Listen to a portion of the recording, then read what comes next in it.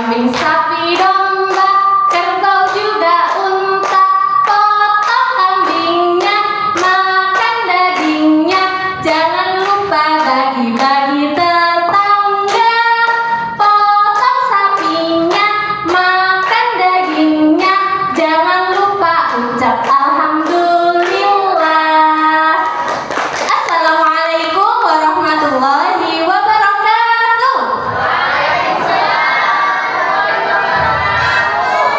Selamat pagi teman-teman semua. Selamat pagi juga untuk Dewan Juri dan juga Ibu dosen yang saya hormati. Teman-teman, ada yang tahu nggak kemarin kita habis merayakan hari raya apa ya? Iya, betul sekali. Kemarin kita habis merayakan hari raya Idul Adha. Ada yang tahu nggak asal-usul cerita sebelum diadakannya penyembelihan hewan kurban? Oh, belum tahu ya? Kalau gitu, mari kita simak cerita hari ini yuk. Sudah siap untuk mendengarkan cerita dari Bunda Lutfi? Kalau sudah siap, sudahkah duduk yang rapi? Sudahkah mendengar mengamati? Sudahkah nggak ngomong sendiri? Kalau sudah, ayo dimulai. Judul cerita kali ini adalah Nabi Ibrahim yang menyembelih putranya Ismail. Nabi Ibrahim mempunyai 2 orang istri. Istri yang pertama bernama Sarah yang melahirkan seorang anak bernama Ishak. Dan istri yang kedua bernama Hajar yang melahirkan seorang anak bernama Ismail. Ibu Sarah tidak senang hidup bersama dengan Ibu Hajar. Ibu Sarah sudah bilang kepada suaminya Ibrahim agar Ibu Sarah bisa berpisah rumah dengan Ibu Hajar. Akan tetapi Nabi Ibrahim belum langsung menuruti perintah Ibu Sarah. Sampai pada akhirnya Nabi Ibrahim diutus langsung oleh Allah Subhanahu wa Ta'ala. Kata Allah, "Wahai Ibrahim, pindahkan istrimu Hajar dan juga putramu Ismail ke kota Mekah." Akhirnya pada waktu itu Nabi Ibrahim masih sangat kecil. Ia masih berumur 3 tahun. Nabi Ismail sudah harus menuruti perintah ayah dan ibunya.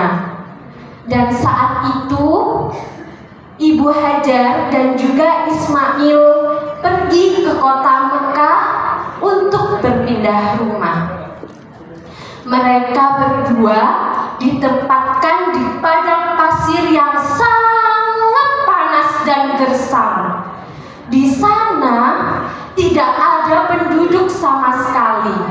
Ibu Hajar dan juga Ismail adalah satu-satunya penghuni padang pasir pada saat itu. Sudah lama Nabi Ibrahim menahan rindu dengan istri dan juga anaknya yang berada di kota Mekah. Akhirnya suatu hari Nabi Ibrahim mengutus utusannya untuk melihat keadaan istri dan juga anaknya. "Wahai utusanku, tolong lihatlah keadaan istri dan anakku di kota Mekah. Kata Nabi Ibrahim pada utusannya, baiklah, aku akan berangkat untuk melihat istri dan juga anakmu di sana. Setelah itu, utusan Nabi Ibrahim berangkat pergi ke kota Mekah melihat keadaan istri dan juga putranya Ismail. Setelah utusannya kembali, ia berkata pada Nabi Ibrahim, wahai Tuhanku, istri dan juga anakmu di kota Mekah dalam keadaan yang baik-baik saja. Mereka mempunyai bahan makanan yang cukup untuk mereka bertahan hidup. Baiklah, utusanku, terima kasih engkau telah melihat keadaan istri dan juga anakku. Akhirnya, setelah dilihat keadaan oleh utusannya, tak lama kemudian Nabi Ibrahim ingin melihat keadaan istri dan juga anaknya langsung ke kota Mekah.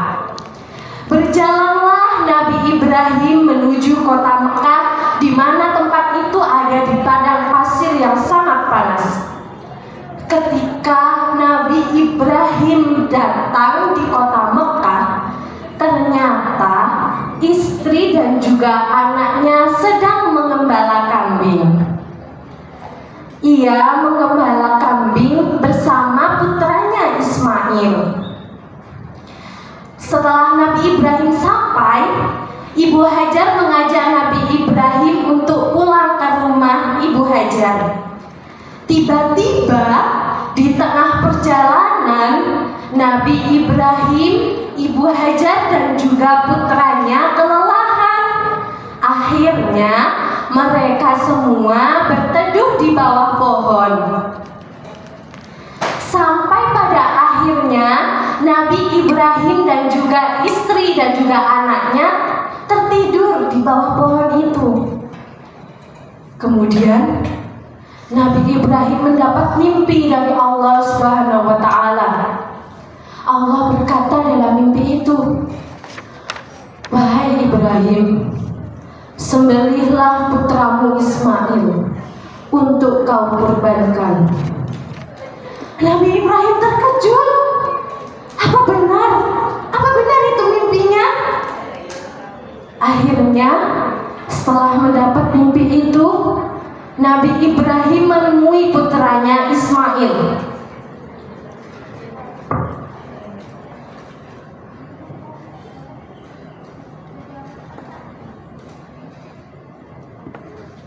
Nabi Ibrahim berkata pada putranya Ismail,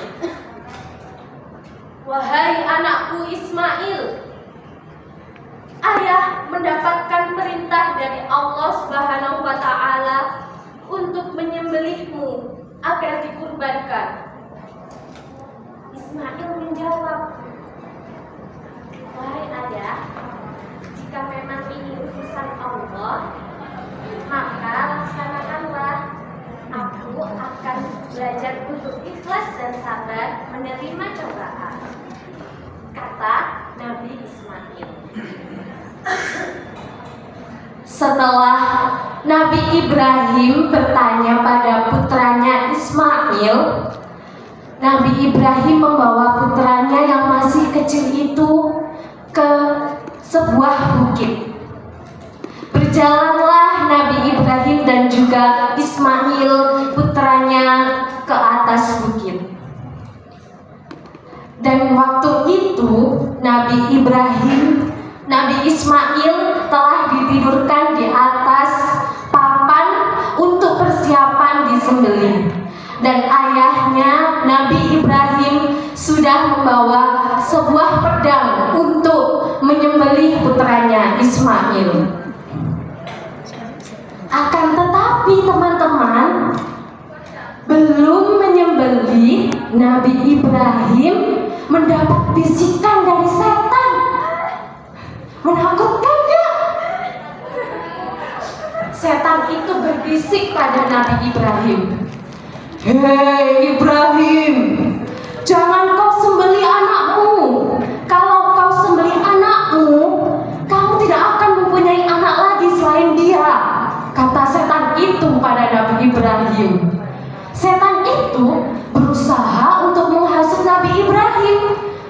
tetapi Nabi Ibrahim sama sekali tidak tergoda dengan hasutan setan. Sampai akhirnya Nabi Ibrahim mengangkat pedang dan akan menyembelih putranya Ismail. Ketika pedang itu sudah di atas lehernya Nabi Ibrahim, ketika pedangnya sudah di atas leher Nabi Ismail, tiba-tiba ada suara kambing datang menggantikan posisi Nabi Ismail. Be, be, be. Bergantilah posisi Nabi Ismail itu menjadi satu ekor kambing. Dan pada akhirnya Nabi Ismail tidak jadi disembelih. Yang jadi disembelih adalah satu ekor kambing.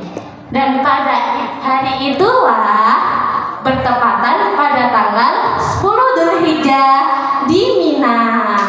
Dan sampai sekarang diperingati sebagai Hari Raya Idul Adha. Nah teman-teman, ada yang tahu nggak pesan-kesan dari cerita tadi? Pesan dan kesan dari cerita tadi adalah kita disuruh belajar untuk ikhlas dan sabar. Maka dari itu kita harus ikhlas dengan ujian dari Allah Subhanahu wa ta'ala dan belajar untuk berkurban waktu dan lainnya, tidak melulu dengan hewan kurban.